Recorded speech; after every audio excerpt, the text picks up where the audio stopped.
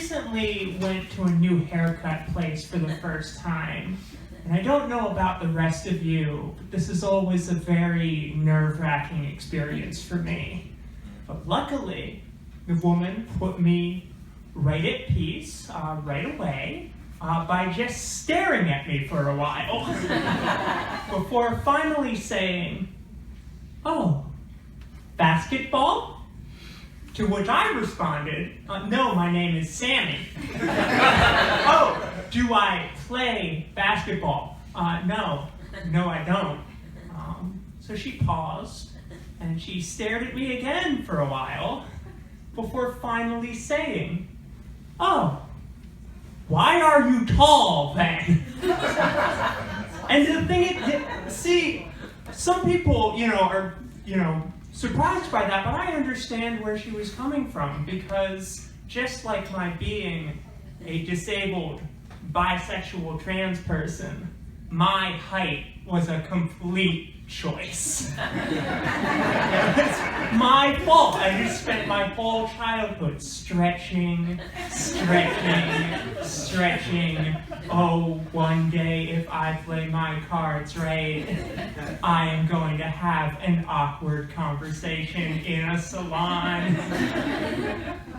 So I am someone who gets sirred and misgendered a lot. And this used to really bother me. But now I just use it as an excuse to play games with people. And my favorite is when someone, they won't ask the question they want to, but they'll try to get to it in like a roundabout way. And they'll come up to me and they'll say, "Excuse me, what's your name?" "Oh, my name is Sammie." Fuck, that doesn't help at all. Oh, I'm not trying to help you. Let's see, I recently went through a breakup a couple months ago, and I just started dating again. But I have a lot of, thank you for the snaps. Thank you. Oh, those of you who did not snap, I'm watching you. It's, I have a lot of date anxiety, and I know I'm not alone in this, lots of people do, but I think our reasons are very different, because you see, the thing I get the most anxious about is I just don't like other people seeing me eat. Oh God, it bothers me so much. I'm just convinced I'm the messiest eater in the world. And I know this isn't true, but I can't get it out of my head. And in fact, every time I'm out to eat with someone, I'll have this little voice in the back of my head repeating the same thing over and over again. And that is, "Don't order soup.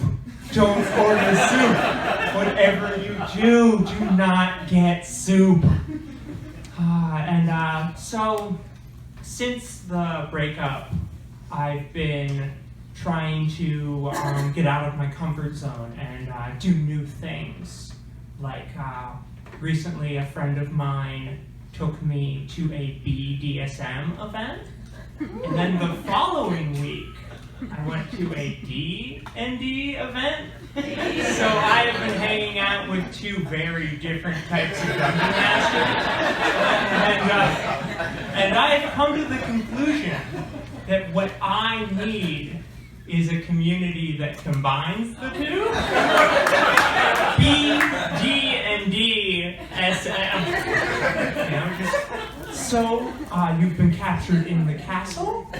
Please roll this D12 to see how hard Sammie James is going to cane you. Also, please add +5 for charisma. I've been up here for a couple minutes. I think you'll all agree that's a fair assessment. And speaking of canes, I actually walk with one sometimes. I have a chronic illness, and it's actually only recently that I've been walking without a cane. This has been nice, but it's also been weird. And I'm actually very self-conscious walking now. Because while I can do it, I'm very aware that whenever I do, I look like I either A, need to go to the bathroom, probably true, B, like I am going to fall over at any moment, probably true, or C, like I am two kids trying to sneak into an R-rated movie, not true. But it is why I can never own a trench coat. It's not only the walking thing, my illness also makes me have muscle spasms and uncontrollable movements. And I feel self-conscious anytime one of these things happens. But one time, this went to a whole new level because I was in a public bathroom, peeing, that's what we do in there, and my leg decided, oh, this would be the perfect time to have a muscle spasm. So powerful that it kicked the stall door open. Yeah, my leg was wrong. And I don't know if any of you lovely people have ever yelled out loud at your own body in a public space. But this happened and I couldn't help myself.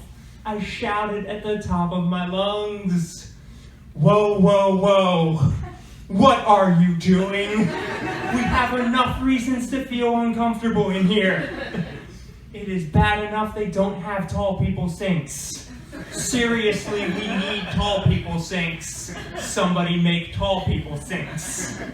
I am no stranger to awkward experiences in a public bathroom, which is why I think it is then completely unfair that I also have to deal with other crap. Pun intended. Because, yeah, it stinks to be stared at or asked if you're in the right place. But it really stinks if there then are not paper towels. And it really stinks if the person before you didn't flush. Oh, I love wordplay. I've been thinking a lot lately about younger me. And the childhood that I spent not out. And like some LGBT people, there were signs. And there were also some things that are just really funny coincidences. Like my favorite place to play as a small child was my closet. What? That's incredible! The only thing that might make that a little funnier for you is the amount of times that a parent shouted up the stairs at their small child, "Hey, come out of the closet and eat." That's funny for two reasons. The queer women understand. I'm gonna end with this. I talked about dating earlier, and does anyone here have an annoying couple in your friend group? Yeah. Oh, you answered immediately. I'm not going to ask you. Are the couple? Oh. Well, you may or may not enjoy this joke then. So I bring this up because two of my very best friends are dating, and they will not stop meowing at each other. Is this what you do? Do you meow at each other? I'm not going to embarrass you any further. So they will not stop meowing at each other. And in fact, you can always tell when one is getting a call from the other one because they will pick the phone up and go, "Meow?"